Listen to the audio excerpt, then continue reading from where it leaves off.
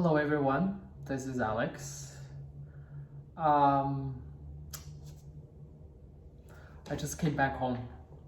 I came back home today from the hospital.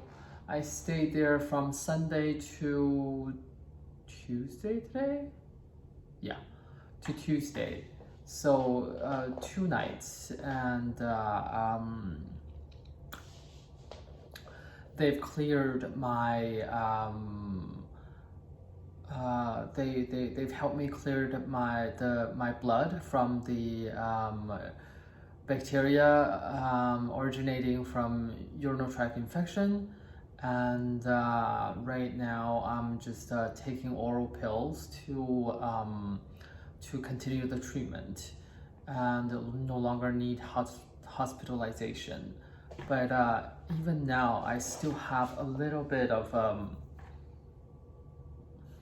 fever, and I just use Tylenol to get by, because it still kind of like persists a little bit. Today has been a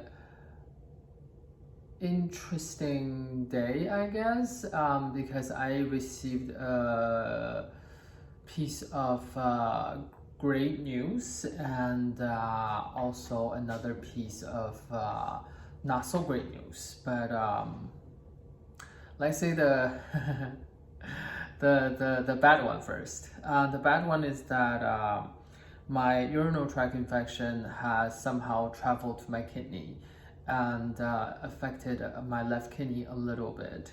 And it's nothing bad, nothing, permanent, hopefully. At least that's what the doctors told me.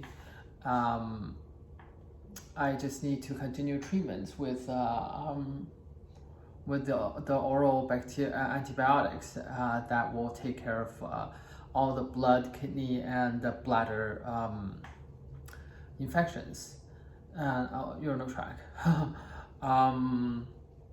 So that's the bad news, and I kind of, even though they say that it's not going to have any permanent damage or whatever, I'm still, like always a little bit worried, because it's like that's a major organ. Another good news is that so the story started because I have this it's crazy fever. It goes to like 104, 105, and then I have to tremor and shiver and shaking so violently, and it's like hard to even see. And like when that happens, I can't even talk, like it just goes like this. And then it's not the small kind of like a tremor. It's actually like quite violent, but obviously it got better over time. So one of the doctors suggested, but just to cover, so in order to cover all the grounds, one of the doctors suggested, since you have a history of HIV, maybe we should look into your T cell counts just to see, like what's there. And I'm like, oh, please do, because it's been a long time since I checked last time, and last time it was 600 something, and 600 or 700 something, which is like low, pretty low for my standard. And I was always a little bit concerned, but then because of the spinal cord injury, I couldn't really go get tested or anything like that. So I was always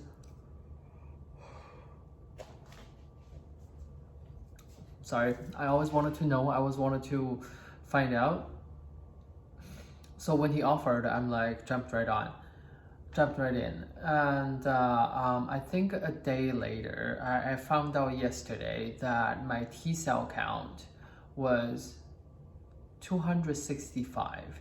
Now, for those people who don't know about HIV and AIDS, 200 T cell count is like a normal cut off line. So if you're above the 200, that's a general HIV virus infection. If you're below 200, that means you are basically you will start developing symptoms of AIDS, and you will be so much easier to prone to get infections, and then any sort of infections, fungal or like bacterial or whatever, just every little thing could kill you. And that's sort of like the general partition for like AIDS and HIV. And for me, yesterday, he told me it was 265. I basically just crashed because that is so insane and so scary and so hard to swallow. And I was on the phone with my friend when he told me about this, and then my friend kept asking me like, you know what, you should follow follow up with him and ask if this reduced T cell count has anything to do with your blood infection, and also increase the white blood cell counts. Like, do they have a correlation or not? Afterwards, he told me, yes, there may be a correlation, and it could be that the body is moving one part of the immunal cells to another just to help out and support, and that is definitely possible. And but it still remains to be seen. So I suggested that we should do a viral load and a genotype, because I never knew my genotype. That's for a different story, different time. So viral load is the amount of virus in a particular unit of blood, and that would sort of like that would indicate the severity of the virus, attack in your body. For most part of my 4-year infection, since 2017, I have always been undetectable. However, last time I checked, which was July, it went up to 100. And this could happen. It sometimes does happen. It's being called a blip, where like normally, like, everything's okay, but then all of a sudden, boop, something, the viral load count just like bumps up a little bit, and it goes back down, or it could continue going up, but generally it goes back down. And but then,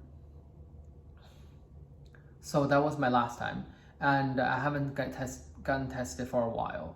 So we got those two things and done, and then the whole time I've been sitting with this like bomb of like 265 T cell count, and I just started crying endlessly. I just felt like I am just an entire series of unfortunate news, and it just felt so bad. It just felt so hard, and it felt so difficult, and it felt so like, why is it so hard to live? Like it that was like the sentence in my head, and it was so bad and negative and draining, and it was horrible, pretty horrible for a while. And then today I was still sort of like in a very, pretty bad mood. Even after I got out of the hospital, uh, when I was in the car on my way back home, the hospital called because they got the results of the viral load and it's undetectable again. So the doctor just really wanted to give me a sense of like assurance, and so that she called me even after I left the hospital, because generally apparently they don't do that, and and told me that it's undetectable. So that means my CD4 count is only related to my blood infection. And as soon as I get rid of this blood infection, everything else will try to be back to normal. And when I heard this, I was just like, oh my gosh, thank God. I, I, I only can deal one evil at a time. So that was the good news. But still, like this entire urinary tract infection fever has drained me so emotionally that it kind of like brought me down.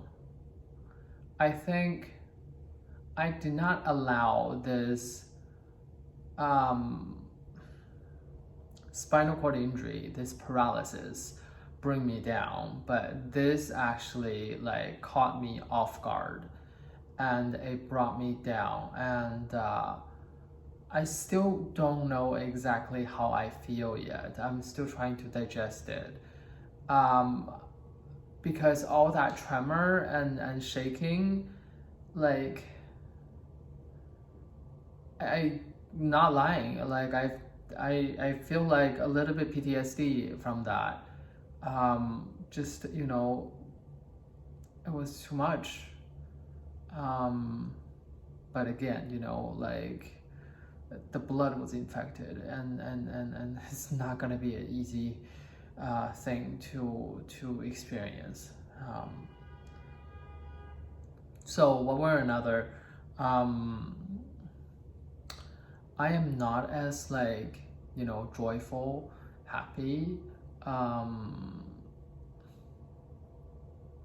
excited, and enthusiastic, and perky as I was before. I'm like 2 notches down.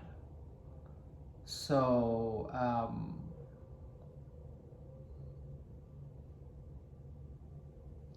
I have to like bring myself back up, make myself like a happy human being again.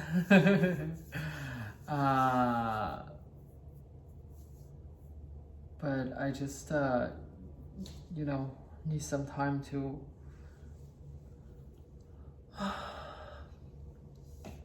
deal with this. All this bed bound for the past 5 days, and then all the tremor and shaking and fever just brought me to a dark place, a pretty dark place, and I'm happy that it's over. But I think part of me that's not very excited coming back home and stuff like that is because I'm afraid that there will be other episodes just like this in the future. But none of us know what the future holds. And I shouldn't be just disappointed because it may happen again. I am disappointed that I'm back to the hospital, like, so I'm back to the hospital.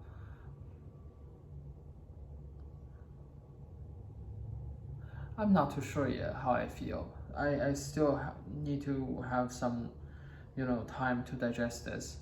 It definitely gave me like something to process for a while, both physically and mentally. So yeah, this is how my day went, and everything else is fine. I am happy to be home, and I'm happy to be in my own environment. I think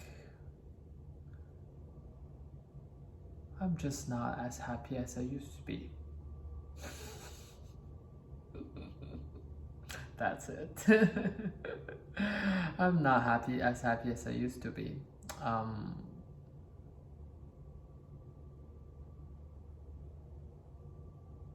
But that's okay. We'll figure it out. We'll find something. Thank you for watching, whoever you are, wherever you are, and I hope you all take care of yourself and don't be like me. Bye bye.